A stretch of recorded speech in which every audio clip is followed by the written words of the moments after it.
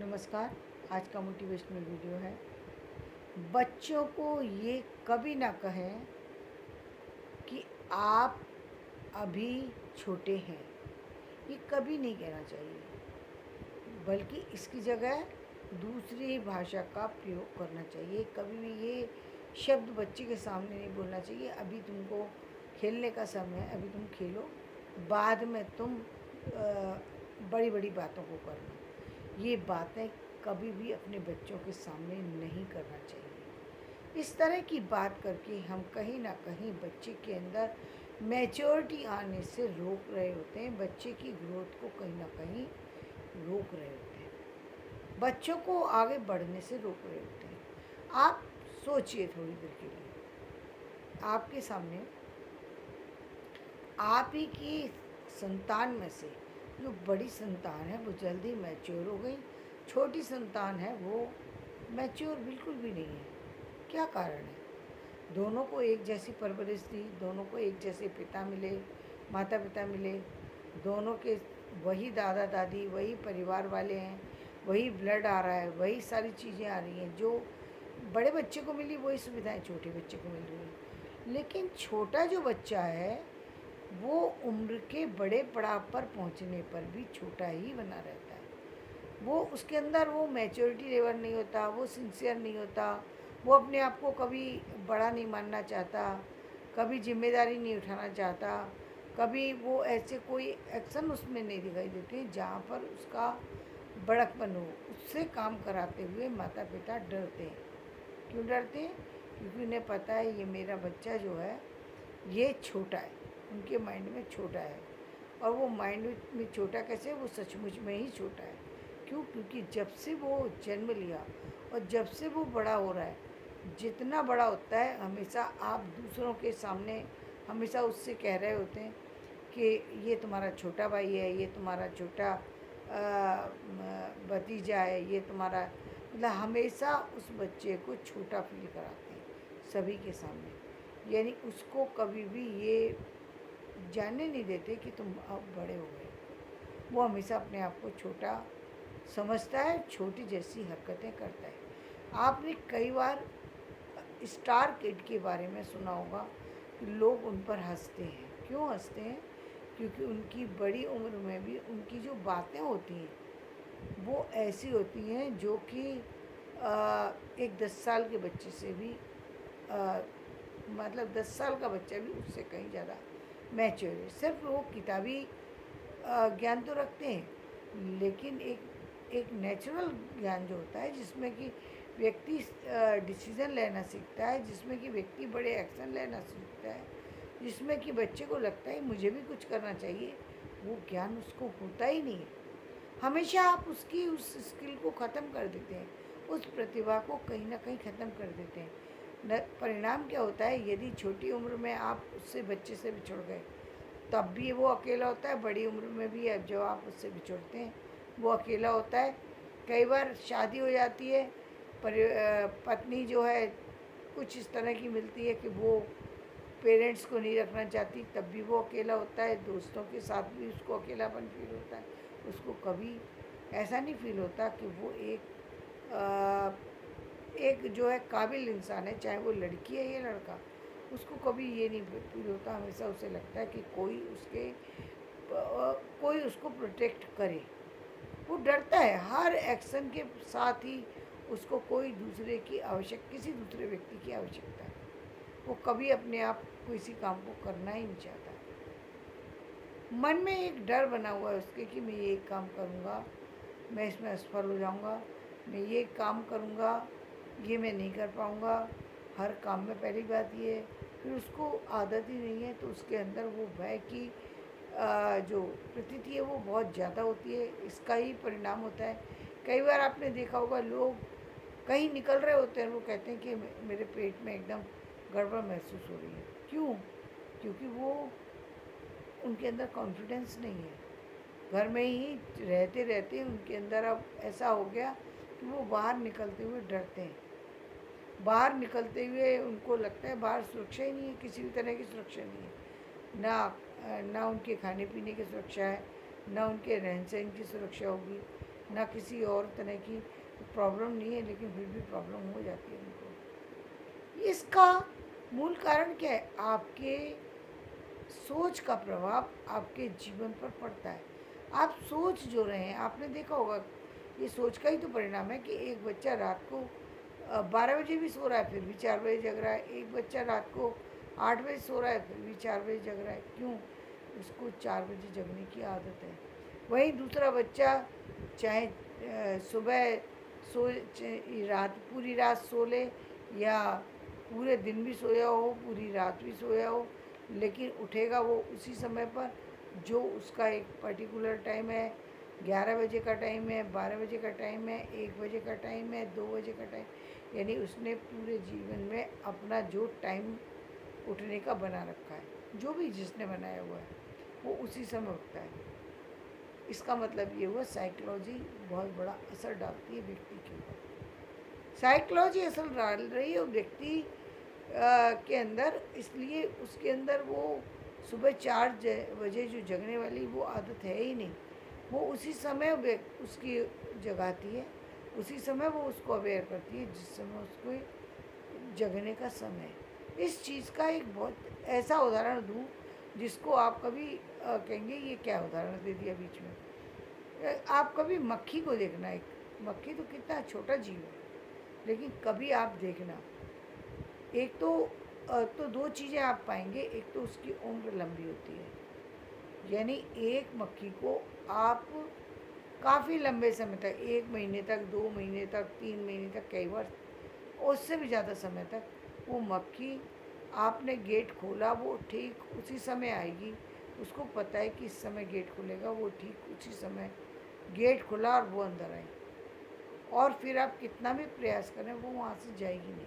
वो तब तक नहीं जाएगी जब तक उसकी ज़िंदगी चलेगी। वो जैसे ही ज़िंदगी ख़त्म होगी वो ख़त्म हो जाएगी, तभी आपको लगेगा कि वो मक्खी बाहर चलेगी, लेकिन मूलतः वो ख़त्म हो गई। लेकिन जब तक उसकी ज़िंदगी है तब तक वो ठीक उसी समय, मान लीजिए आपको उसको आपने जो जब भी उसको आपको उसे एहसास होता है गेट खुला, यानी उसको इस चीज़ का रियलाइजेशन है कि गेट खुला हुआ है, यानी उसको दिखाई भी दे रहा है, सुनाई भी दे रहा है, ये वो सोच भी रखती है, समझ भी रखती है कि इस घर के अंदर जाना है।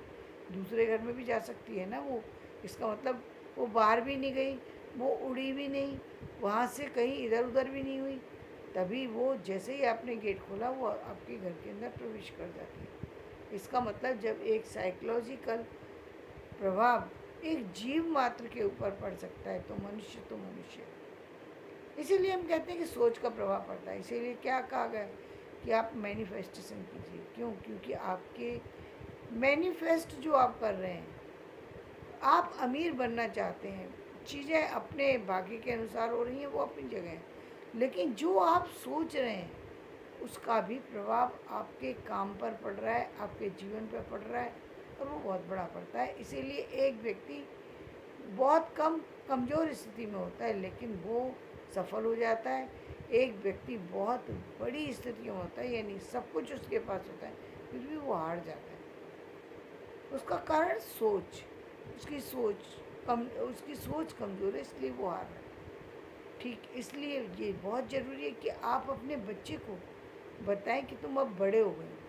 भाई एक ठीक है बच्चा था 1.5 साल का, 2 साल का, 2.5 साल का, आपने उसको स्कूल भेजना शुरू कर दिया और आप उसे कह रहे हैं छोटे हो, तो वहाँ पर स्कूल वाले उसको छोटा समझ कर ट्रीट करेंगे या बड़ा समझ के?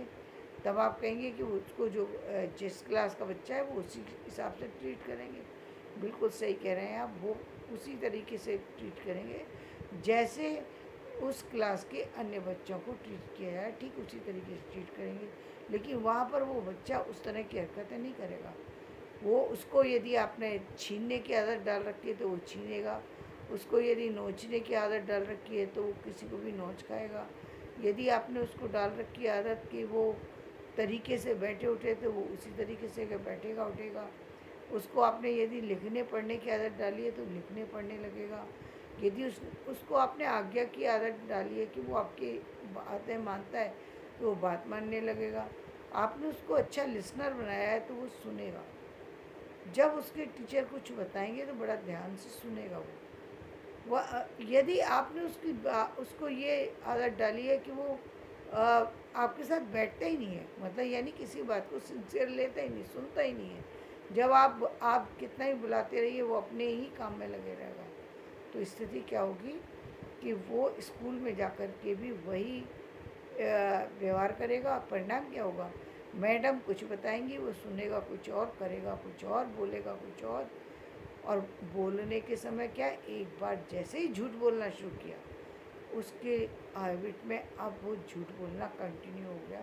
क्योंकि एक बार झूठ बोलने पर उसको आपको नहीं पता लगी, दूसरी बार उसने फिर वही किया, तीसरी बार उसने वही किया, अब उसको आदत हो गई, अब उसको पता लग गया झूठ बोलने पर मार नहीं पड़ती। अब वो ये समझ चुका है झूठ बोलने पर मुझे कोई नहीं डांटा जाएगा, तो वो अब नए नए तरीके से झूठ बोलना शुरू कर देता है।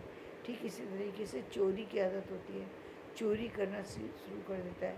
कई बार बच्चा काम चोरी करना शुरू कर देता है, यानी अपने काम को करना नहीं चाहता, तो वो बहाना तरह तरह के बहाने बनाएगा। कभी कहेगा मेरे पेट में दर्द हो रहा है, कभी कहेगा मुझे चक्कर आ रहे हैं। अब ऐसे में क्या होता है कि कई बार बच्चा सचमुच में बीमार है, प्रॉब्लम हो रही है उसको, बच्चे को सच में पेट में दर्द हो रहा है, और पेरेंट्स ये सोच रहे होते हैं कि ये कल भी स्कूल नहीं गया था, आज भी स्कूल नहीं जाना चाहता।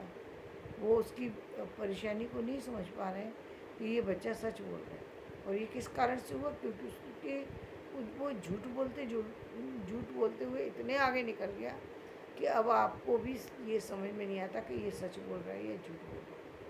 परिणाम कभी कभी बहुत दुखद भी हो सकता है कि आपने अपनी जिद में आकर उस बच्चे को स्कूल भेज दिया और कोई अनहोनी से वो बच्चा गुजर जाए।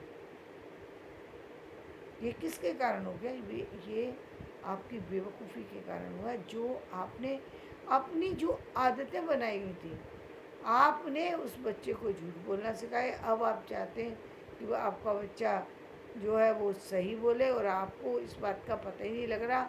अब आप ये बच्चे को ही पहचानना भूल गए, आप उसके जज नहीं कर पा रहे कि बच्चा कब झूठ बोल रहा है कब सच बोल रहा है।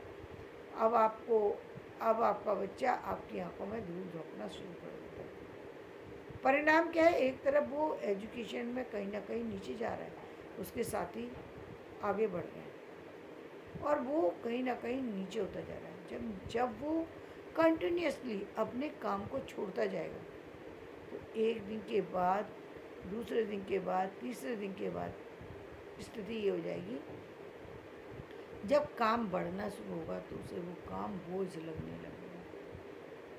परिणाम, वो क्लास में तो फेल होगा ही होगा, क्लास में फेल होने के साथ साथ उसके मन के अंदर 3 तरह के विचार भी जन्म ले लेंगे। पहली बात, अब वो कहीं ना कहीं भयभीत होगा, कहीं ना कहीं उसको लगने लगेगा मैं और बच्चों की तरह नहीं हूँ, मैं उतना ब्रिलियंट नहीं हूँ जितने दूसरे बच्चे। वो अपने आप को कहीं ना कहीं, उसने अपने आप को सेकंड रो में ला करके खड़ा कर दिया, यानी फर्स्ट रो में जिस बच्चे को खड़ा होना चाहिए था, वो शारीरिक रूप से सक्षम है, मानसिक रूप से सक्षम है, ना ही कोई फिजिकल प्रॉब्लम है उसको, लेकिन मेंटली प्रॉब्लम उसके अंदर जन्म ले चुकी है कि उसके अंदर उसको ये महसूस होने लगा है कि मैं दूसरे बच्चों की तरह होशियार नहीं हूँ। क्यों नहीं हूँ, क्योंकि मेरी बुद्धि कुछ कमज़ोर है। बढ़ावा कैसे मिल रहा है इस चीज़ को, घर में जब स्कूल में जब जाता है टीचर डांटते हैं, घर में आता है तो पेरेंट्स डांटते हैं, ट्यूशन में जाता है तो कोचिंग के जो टीचर हैं वो डांटते हैं, दोस्तों में बैठता है तो दोस्त उसका उपहास करते हैं, बाहर निकलता है तो वो किसी न किसी काम में असफल हो जाता है, कोई भी काम कर रहा होता है उस तरीके से नहीं कर पाता जिस तरीके से दूसरे बच्चे कर रहे होते हैं, वहाँ वो अपने आप को असफल मानने लगता है। बहुत बार इसका बहुत बुरा परिणाम होता है, बच्चा अपने आप में बड़े होने की उम्र में भी कहीं ना कहीं अपने आप को दूसरों से अलग मानते हुए छुपने की कोशिश करता है, लोगों के बीच में उसको हेजिटेशन होती है, अपनी बातें रखने में उसको परेशानी महसूस होती है, लोगों का साथ उसे अच्छा नहीं लगता, लोगों के साथ वो चलना नहीं चाहता, बोलना नहीं चाहता, लोगों को देखना नहीं चाहता, बातें करना नहीं चाहता, समझना ही नहीं चाहता कौन क्या कह रहा है, क्योंकि उसको कहीं ना कहीं अपने अंदर इन्फीरियरिटी कॉम्प्लेक्स की भावना भर रही है और वो इससे निकल ही नहीं पा रहा। अब उसको वो सारी चीज़ें उसको लग रहा है कि मैं कभी जीवन में कभी कर ही नहीं सकता, क्योंकि हर क्लास के बाद दूसरे बच्चे उससे आगे निकल रहे हैं। बेशक गवर्नमेंट कितने भी अपने जो अब नए रूल्स के अकॉर्डिंग बच्चे को पास कर दे, लेकिन बच्चे की इस भावना को कैसे बदल सकती है गवर्नमेंट? ये तो भावना बच्चे की बच्चा स्वयं ही बदल सकता है, प्रकृति बदल सकती है। यानी कोई ऐसी चीज़ हो जाए उसके जीवन में जहाँ उसको लगे कि मैं तो बहुत होशियार हूँ, ये ऐसी कोई फीलिंग आ जाए तो। लेकिन ये फीलिंग के लिए ये तो गट फीलिंग हो गई ना, अब ये किसी घटना से जुड़ी है कि कोई ऐसी घटना घटे, कोई ऐसा काम हो जहाँ उसको लगे कि मैं दूसरे बच्चों से भी ज़्यादा होशियार हूँ, तो वो आगे बढ़ सकता है। लेकिन जब तक उसके मन के अंदर ये बात समाई हुई है कि मैं दूसरे बच्चों की तरह नहीं हूँ, वो आगे नहीं बढ़ सकता। यदि वो ये मान कर के बैठा है कि मैं छोटा हूँ, तो वो किसी भी उम्र में पहुँच जाए, वो अपने आप को छोटा ही शो करता रहेगा। वो अपने आप को कभी बड़ा बनाने की कोशिश नहीं करेगा। कभी भी वो उसको ये नहीं लगेगा मैं बड़ा हो चुका हूँ। बड़ा हो जैसा उसका व्यवहार होगा ही नहीं। वो कई बार पेरेंट्स क्या बहुत ज़्यादा बच्चे को ओबीडियंट बना देते हैं, वो ओबीडियंट नहीं है। आप उसको समाज से अलग कर रहे हैं। कहीं ना कहीं उसके अंदर जो है जीवन में इस चीज़ की कमी उसको हमेशा परेशान करेगी।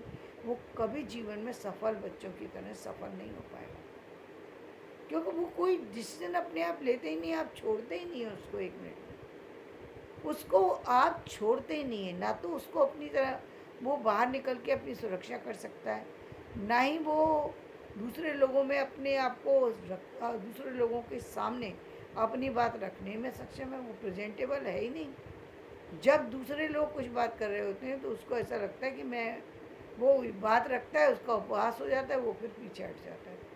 फिर बात रखता है, फिर उपहास होता है, फिर पीछे हट जाता है।